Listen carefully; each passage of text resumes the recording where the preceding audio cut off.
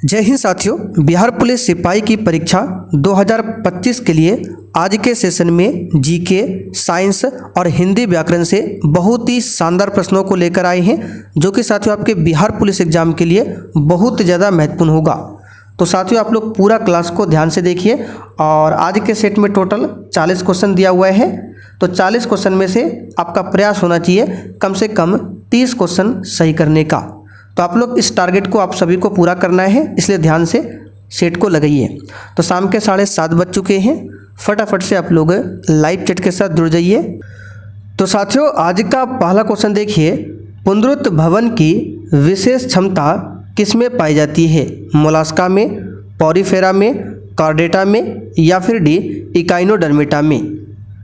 चलिए question number 1 के लिए आप लोग आंसर बताइए। बिल्कुल टॉप लेवल का क्वेश्चन है, पुनरुत्त भवन की विशेष क्षमता किसमें पाई जाती है? तो यहाँ पर इस क्वेश्चन का आंसर क्या होगा? पॉरीफेरा में। बी ऑप्शन यहाँ पर आपका सही जवाब है, पॉरीफेरा में पाई जाती है। साथियों पुनरुत्त भवन की बात करें, ये क्या होता है? तो देखिए दो जीव है, हाइड्रा एवं प्लेनेरिया। ठीक है, तो हाइड्रा एवं प्लेनेरिया को यदि कई टुकड़ों में काट दिया जाता है तो प्रत्येक टुकड़ा विकसित होकर पूर्ण जीव का निर्माण कर देता है। इस प्रक्रिया को ही पुनरुत्त भवन की प्रक्रिया कहलाती है। ठीक है, और इसी की विशेष क्षमता किसमें पाई जाती है? तो ये पॉरीफेरा में पाई जाती है। बी ऑप्शन यहाँ पर आपका सही जवाब है। दूसरा क्वेश्चन देखिए, आहार श्रृंखला में मौजूद मेढक, टिड्ढा, घास और सांप में यदि घास प्रथम पोषी स्तर पर है तो तृतीय पोषी स्तर पर क्या होगा? इस टाइप के क्वेश्चन एग्जाम में पूछे जाते हैं। तो देखिए एक आहार श्रृंखला है और इसमें मेढक, टिड्ढा, घास और सांप है। तो घास की बात करें तो घास आपका आ जाएगा उत्पादक में। ठीक है, घास क्या आ जाएगा? उत्पादक में। और जो घास को खाएगा वो आपका होगा प्राथमिक उपभोक्ता। तो बताइए घास को कौन खाएगा, मेढक, टिड्ढा या फिर सांप? तो आप कहेंगे टिड्ढा। ठीक है, तो घास को कौन खाएगा? टिड्ढा। तो टिड्ढा आपका हो गया प्राथमिक उपभोक्ता। टिड्ढा को कौन खाएगा? तो आप कहेंगे मेंढक। तो मेंढक आपका हो गया द्वितीयक उपभोक्ता। फिर मेंढक को कौन खाएगा? तो सांप। तो सांप आपका हो गया तृतीयक उपभोक्ता। तो यहाँ पर पूछा गया तृतीय पोषी स्तर पर क्या होगा? तो याद रखिएगा सांप होगा। जितने भी पेड़ पौधे घास है ये क्या है? उत्पादक है। और जो उत्पादक को खाता है वो प्राथमिक उपभोक्ता कहलाता है। अगला क्वेश्चन, पर्यावरण के जैविक व अजैविक घटकों के अंतर संबंध का अध्ययन क्या कहलाता है? बताइए क्वेश्चन 3 के लिए आंसर। पर्यावरण के जैविक व अजैविक घटकों के अंतर संबंध का अध्ययन क्या कहलाता है? तो ये पारिस्थितिकी कहलाता है। ए ऑप्शन यहाँ पर आपका सही जवाब है। आगे देखिए, फफूंदी क्या है? बताइए क्वेश्चन 5 के लिए आंसर क्या होगा? फफूंदी क्या है? तो कवक को ही बोला जाता है फफूंदी। ठीक है, ये परजीवी एवं मृतोपजीवी होते हैं। तो यहाँ पर देखिए सी ऑप्शन में दिया है, परजीवी एवं मृतोपजीवी दोनों होते हैं। सी ऑप्शन आपका सही जवाब है। कवक की बात करें तो क्वेश्चन बनता है कवक का अध्ययन क्या कहलाता है? तो माइकोलॉजी। ठीक है, याद रखिएगा माइकोलॉजी के अंतर्गत कवक का अध्ययन होता है, जबकि फाइकोलॉजी के अंतर्गत शैवाल का अध्ययन होता है। एडिटिव भोजन में क्या होते हैं?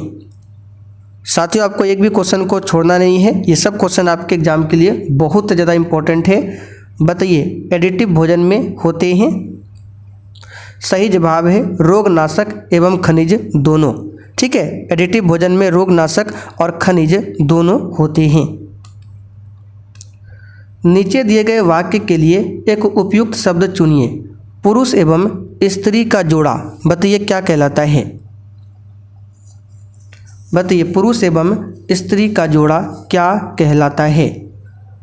तो ये कहलाता है दंपत्ति। यहाँ पर देखिए दिया हुआ है बी ऑप्शन में, दंपत्ति कहलाता है। ठीक है, पति पत्नी नहीं होगा। यहाँ पर बोला गया पुरुष एवं स्त्री का जोड़ा, तो इसको बोलेंगे दंपत्ति। निम्नलिखित में से किस वाक्य में अकर्मक क्रिया है? तो जिसमें कर्म नहीं है वो आपका अकर्मक है, जिसमें कर्म हो रहा है वो आपका सकर्मक है। तो मैं बालक को जगवाता हूँ ये तो आपका सकर्मक है। मदन गोपाल को हंसा रहा, ये भी सकर्मक है। राम पत्र लिखता है, राम आपका क्या हो गया, कर्ता, लिखने का काम क्या है, क्रिया, और कर्म क्या हो रहा है, पत्र। तो यहाँ भी कर्म है, इसमें भी कर्म है, इसमें भी कर्म है। जबकि गेहूँ पिस रहा है, इसमें कोई भी कर्म नहीं है। ठीक है, तो यहाँ पर ए ऑप्शन आपका सही जवाब है, ये अकर्मक क्रिया है। निज भाषा उन्नति अहे सब उन्नति को मूल पंक्ति किसकी है? बहुत ही शानदार क्वेश्चन है, बताइए। और देखिए, जिसने अभी तक सेशन को लाइक नहीं किया है, आपसे रिक्वेस्ट है आप लोग सेशन को साथ में लाइक करते चलिए। तो निज भाषा उन्नति अहे सब उन्नति को मूल, ये किसकी पंक्ति है? तो भारतेंदु हरिश्चंद्र की पंक्ति है। याद रखिएगा, इंपॉर्टेंट क्वेश्चन है। घर का जोगी जोगना आन गांव का सिद्ध, ये लोकोक्ति का सही अर्थ चुनिए। तो इसका सही अर्थ है घर के ज्ञानी को सम्मान नहीं। ए ऑप्शन यहाँ पर आपका सही है। सही वाक्य का चयन कीजिए। तो आप असफल हो गए तो क्या करोगे? ठीक है, शायद आप असफल हो गए तो फिर क्या करोगे? मानो शायद, ये तो होगा ही नहीं, इसमें भी मानो, ये भी नहीं होगा। अब दोनों में से कौन होगा? आप असफल हो गए। ठीक है, तो असफल बोल रहा है तो शायद भी नहीं होगा। तो यहाँ पर ए ऑप्शन ही आपका सही है। ठीक है, क्या हो जाएगा? आप असफल हो गए तो क्या करोगे? यहाँ पर ए ऑप्शन आपका सही है, ये सही वाक्य है। नीचे एक वाक्य दिया गया है, उसमें एक कालांकित शब्द है, कालांकित शब्द का अर्थ बताना है। वह मनुष्य कृतज्ञ है, कृतज्ञ का बताना है, इसका अर्थ क्या है? इसका आंसर हो जाएगा, कृतज्ञ का मतलब होता है एहसान फरामोश। देखिए, डी ऑप्शन में दिया है। नीचे लिखे वाक्य के लिए उपयुक्त शब्द बताइए। किसी के गुण दोषों का सम्यक रूप से विवेचन। तो साथियों, किसी के गुण दोषों का सम्यक रूप से विवेचन, ये कहलाता है समालोचना। अगला क्वेश्चन देखिए, हितोपदेश के लेखक कौन है? वेरी इंपॉर्टेंट क्वेश्चन है, ये क्वेश्चन आ चुका है एग्जाम में। चलिए बताइए, तो हितोपदेश के लेखक कौन है? तो प्यारे साथियों, हितोपदेश के लेखक कौन है? नारायण पंडित। ठीक है, नारायण पंडित है। सी ऑप्शन यहाँ पर आपका सही है। और हितोपदेश की बात करें तो ये संस्कृत भाषा में है। ठीक है, संस्कृत भाषा में है। पाली ग्रंथों में गांव के मुखिया को क्या कहा गया है? बताइए, पाली ग्रंथों में गांव के मुखिया को क्या कहा गया है? तो याद रखिएगा, भोजक कहा गया है। क्या बोला गया है? भोजक। 13वीं शताब्दी में सेना का सर्वोच्च अधिकारी कौन होता था? चलिए, बहुत ही मस्त क्वेश्चन है, बताइए। 13वीं शताब्दी में सेना का सर्वोच्च अधिकारी कौन होता था? तो इसका सही जवाब है खान। ठीक है, 13वीं शताब्दी में सेना का सर्वोच्च अधिकारी खान होता था। यहाँ पर बी ऑप्शन आपका सही जवाब है, ध्यान रखिएगा। डेल्फ नामक डच नौका ने 1605 में कहाँ लंगर डाला था? बताइए। तो इसका सही जवाब है मसूलीपट्टनम में। ए ऑप्शन आपका सही जवाब है, ध्यान रखिएगा, मसूलीपट्टनम में। आपको याद होगा, भारत के समुद्री मार्ग की खोज किया था वास्को डी गामा ने 1498 में। इसी के बाद यूरोपियन कंपनियों का भारत में आगमन शुरू हुआ और 1605 में डेल्फ नामक डच नौका ने मसूलीपट्टनम में लंगर डाला था। कहाँ पर? मसूलीपट्टनम में। गुप्त वंश के ह्रास के पश्चात उत्तर भारत के बड़े भाग का पुनर्गठन किसने किया?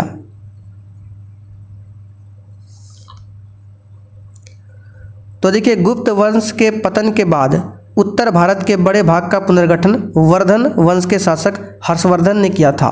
हर्षवर्धन जो है वर्धन वंश का शासक था। कौन सा वंश? वर्धन वंश का शासक था। हर्षवर्धन की बात करें तो भारत के अंतिम हिंदू शासक थे। यहाँ से क्वेश्चन बन सकता है, भारत के अंतिम हिंदू शासक कौन थे? हर्षवर्धन। हर्षवर्धन की मृत्यु कब हुई थी? तो 647 ईस्वी में हर्षवर्धन की मृत्यु होती है। इनके दरबार में एक कवि रहते थे, नाम क्या है? बाणभट्ट। बाणभट्ट हर्षवर्धन के दरबारी कवि थे और बाणभट्ट ने हर्षचरित की रचना की है। तो अगर आपसे पूछे हर्षचरित की रचना किसने किया है? बाणभट्ट। बाणभट्ट कौन थे? हर्षवर्धन के दरबारी कवि। भारत में गुलाम वंश का संस्थापक कौन था? साथियों, क्लास में हम आपको जो भी क्वेश्चन के साथ एक्स्ट्रा क्वेश्चन बताते हैं उसको ध्यान से सुनना है, एग्जाम में वहाँ से क्वेश्चन बनेगा। और यदि आप जो भी एक्स्ट्रा क्वेश्चन बताते हैं वो लिखा हुआ आपको चाहिए वन लाइनर फॉर्म में, तो आपको नोट्स मिल जाएगा। ये नंबर है, इस पर मैसेज कीजिए 9631887058। अभी ऑफर चल रहा है, मात्र 39 रुपया पेमेंट करके, ठीक है। टोटल 100 नोट्स इस प्रकार से ले सकते हैं। साथ में स्पेशल बिहार जीके का भी नोट्स मिल जाएगा, जो कि आपके बिहार पुलिस एग्जाम के लिए बहुत ज़्यादा महत्वपूर्ण है।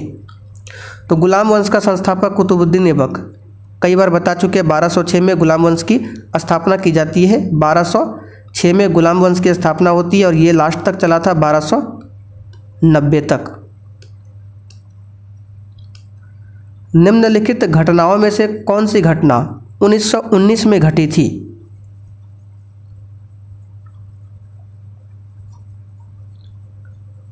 बताइए। तो साथियों, 1919 में कौन सी घटना घटी थी? जालियांवाला बाग हत्याकांड की घटना, जो कि पंजाब के अमृतसर में हुआ था। अच्छा, इस हत्याकांड के विरोध में पूछा जाता है कि महात्मा गांधी ने कौन सी उपाधि त्याग दिया था? तो केसर-ए-हिंद। महत्वपूर्ण क्वेश्चन है, याद रखिएगा। केसर-ए-हिंद की उपाधि को लौटा दिया था। और रविन्द्रनाथ टैगोर ने कौन सी उपाधि लौटाया था? तो नाइटहुड की उपाधि लौटाया था रविन्द्रनाथ टैगोर ने, जिसको सर की उपाधि भी बोला जाता है। और जमनालाल बजाज ने राय बहादुर की उपाधि लौटा दिया था। तो 3 व्यक्ति के नाम को ध्यान रखना है। महात्मा गांधी ने केसर-ए-हिंद की उपाधि लौटाया, रविन्द्रनाथ टैगोर ने सर की उपाधि या नाइटहुड की उपाधि को लौटाया, और जमनालाल बजाज ने राय बहादुर की उपाधि को लौटाया था। 1916 में मद्रास में स्वशासन आंदोलन के प्रवर्तक कौन थे? बताइए। 1916 में मद्रास में स्वशासन आंदोलन के प्रवर्तक कौन थे? तो साथियों, क्वेश्चन नंबर 21 के लिए आंसर यहाँ पर क्या हो जाएगा? Annie Besant. ठीक है, मद्रास में स्वशासन आंदोलन के प्रवर्तक थे एनी बेसेंट। लेकिन पूना में पूछे कौन था? पुणे में तो बाल गंगाधर तिलक। पुणे में बाल गंगाधर तिलक और मद्रास में एनी बेसेंट। बाकी एनी बेसेंट के बारे में आप सभी जानते हैं, भारतीय राष्ट्रीय कांग्रेस की अध्यक्षता करने वाली प्रथम महिला थी एनी बेसेंट। निम्नलिखित में से किसने 1857 के विद्रोह का कानपुर में नेतृत्व किया था? तो यहाँ से भी आपको 4 से 5 एक्स्ट्रा क्वेश्चन बताते हैं, ध्यान से सुनिएगा। 1857 की क्रांति की शुरुआत उत्तर प्रदेश के मेरठ से होती है 10 मई से। ये आपको कई बार बता चुके हैं। तो इस क्रांति का नेतृत्व किसने कहाँ से किया था, आपको बता देते हैं। तो सबसे पहले दिल्ली की बात करते हैं, जो एग्जाम में आता है। दिल्ली से इस क्रांति का नेतृत्व किसने किया था? तो याद रखिएगा, बहादुर शाह जफर द्वितीय ने। आपको लिखने की ज़रूरत नहीं है, ये सब कुछ आपको लिखा हुआ मिल जाएगा। दिल्ली से किया था बहादुर शाह जफर द्वितीय। कानपुर से किया था नाना साहिब ने, जो कि क्वेश्चन में पूछा गया है। लखनऊ से किसने किया था? बेगम हजरत महल ने। इलाहाबाद से किसने किया था? लियाकत अली। और बिहार से कुंवर सिंह ने। तो ये सब क्वेश्चन ध्यान रखना है। बाकी रानी लक्ष्मीबाई ने किया था झांसी से। पूर्व पश्चिम गलियारा में पूर्वोत्तर भाग क्या है? तो हमने आपको उत्तर दक्षिण, पूरब पश्चिम दोनों गलियारा के बारे में बताया है। तो पूरब पश्चिम गलियारा जो है पूरब में कहाँ से है? तो ये गलियारा जो है असम के सिलचर से। पूरब में असम में एक जगह है सिलचर, ठीक है। तो सिलचर से स्टार्ट होता है और पश्चिम में जाता है गुजरात के पोरबंदर तक। तो पूरब पश्चिम गलियारा जो है सिलचर से पोरबंदर को जोड़ता है। सिलचर कहाँ पर है? असम में। और पोरबंदर कहाँ पर है? गुजरात में। तो बोला गया पूरब पश्चिम गलियारा में पूर्वोत्तर भाग क्या है? तो यहाँ पर है सिलचर, ठीक है। और पश्चिम वाला भाग पूछे तो आपका हो जाएगा पोरबंदर। और इस गलियारा की लंबाई कितनी है? तो टोटल 3507 किलोमीटर पूरा पश्चिम गलियारा की लंबाई है। डेट्रॉइट नामक नगर किसके लिए प्रसिद्ध है? तो आसान क्वेश्चन है, ऑटोमोबाइल उद्योग के लिए प्रसिद्ध है। ये कहाँ पर है? डेट्रॉइट नामक जो शहर है अमेरिका में स्थित है। बिहार का न्यूनतम जनसंख्या वाला जिला कौन सा है?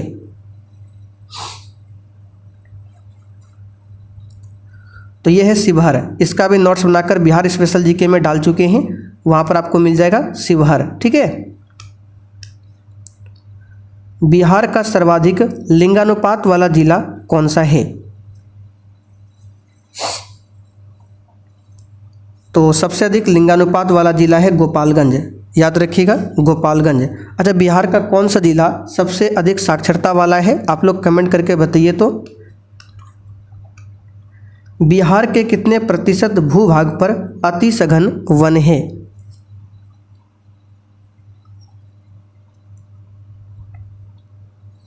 तो इसको याद कर लीजिए 0.35% पर।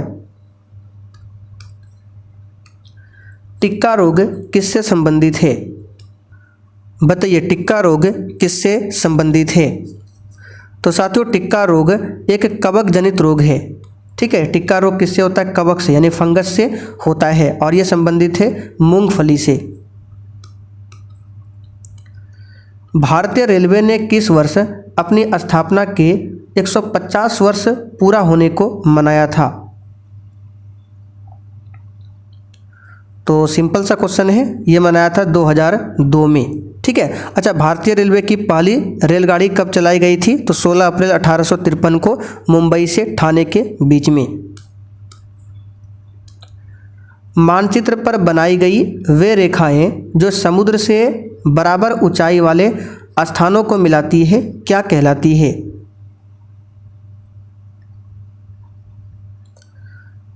तो ये क्वेश्चन कई बार बता चुके हैं, इसको बोलते हैं कंटूर्स लाइन, कंटूर्स रेखा बोला जाता है। आगे देखिए, संघवाद का अर्थ क्या है?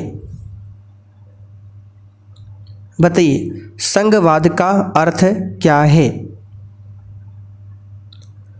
तो संघवाद का मतलब बता चुके हैं पॉलिटिक्स क्लास में, केंद्र व राज्य सरकारों के मध्य सत्ता का विकेंद्रीकरण। विकेंद्रीकरण का मतलब होता है बांटना। ठीक है, विकेंद्रीकरण ना कि केंद्रीकरण। अगला क्वेश्चन देखिए, लोकतंत्र को सफल बनाने के लिए क्या करना चाहिए? बहुत ही शानदार क्वेश्चन है। ऑप्शन को देखिए, बिल्कुल आराम से आंसर कर पाएंगे। बताइए, लोकतंत्र को सफल बनाने के लिए क्या करना चाहिए? देखिए, पहला है बेरोजगार को रोजगार, ये तो होना ही चाहिए, तो पहला ऑप्शन तो होगा इसका आंसर। दूसरा बोला गया है सिर्फ शिक्षित लोगों को मतदान का अधिकार, ये गलत है, ये सही नहीं है, क्योंकि लोकतंत्र में सभी नागरिकों को मतदान का अधिकार होना चाहिए, ना कि केवल शिक्षित को। तो ये वाला गलत होगा। यहाँ पर क्या करना चाहिए बोला गया है? तो ये तो होना चाहिए सुदृढ़ पंचायती राज, ये भी होना चाहिए। नागरिकों को ईमानदार और उत्तरदायी होना चाहिए, ये भी।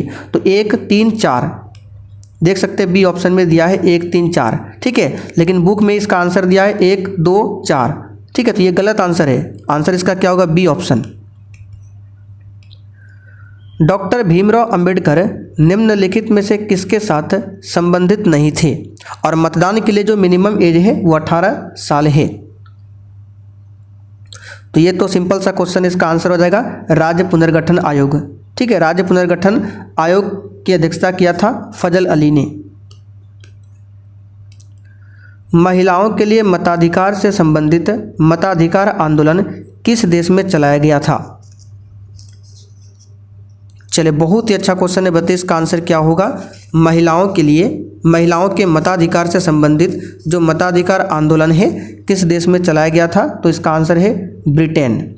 ए ऑप्शन यहाँ पर आपका सही है। राज्यसभा के सदस्य का कार्यकाल कितना होता है? इसमें समय ज़्यादा बर्बाद नहीं करेंगे, सिंपल क्वेश्चन है, 6 साल का होता है। राज्यसभा को कभी भी भंग नहीं किया जा सकता है। पंचायत समिति के सदस्य अक्सर डैश वर्ष के लिए चुने जाते हैं। तो साथियों, पंचायत समिति के सदस्य अक्सर जो है कितने वर्ष के लिए चुने जाते हैं? तो 5 वर्ष के लिए। बी ऑप्शन यहाँ पर आपका सही जवाब है। संविधान में कितने वर्ष तक के बच्चों के लिए निःशुल्क एवं अनिवार्य शिक्षा की व्यवस्था की गई है? तो 6 से 14, ये भी कई बार बता चुके हैं, 6 से 14, ठीक है। डी ऑप्शन आपका सही है। और शिक्षा का अधिकार अधिनियम जो आर्टिकल 21 है, ठीक है, आर्टिकल 21A है, इसे कब जोड़ा गया था? तो 2002 में, ठीक है। जो 86वां संविधान संशोधन हुआ था 2002 में, इसी के तहत आर्टिकल 21A को जोड़ा गया है, जो कि शिक्षा के अधिकार अधिनियम से संबंधित है। नगर निगम के अध्यक्ष कौन होते हैं? तो महापौर होते हैं। कौन होते हैं? महापौर। 42वें संवैधानिक संशोधन द्वारा भारतीय संविधान की प्रस्तावना में निम्नलिखित विशेषता जोड़ी गई थी।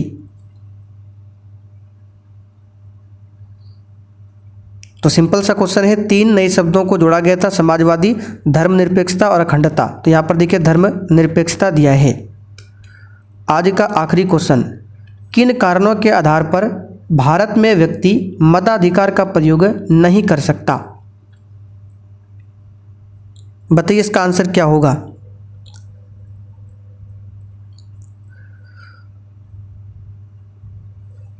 तो इसका सही जवाब क्या होगा? वयस्क ये कर सकता है, विकलांग भी कर सकता है, गरीबी रेखा से नीचे ये भी कर सकता है, मानसिक रूप से विकृत जो व्यक्ति है वो नहीं कर सकता, बाकी ये सभी कर सकता है। तो ए ऑप्शन आपका सही है। तो साथियों आज का सेट यहीं पर कंप्लीट होता है। अब आप लोग कमेंट करके थोड़ा सा बताएंगे आपने 40 क्वेश्चन में से कितने क्वेश्चन सही किए, और आप बिहार में किस डिस्ट्रिक्ट से बिलोंग करते हैं ये भी आपको कमेंट में बताना है।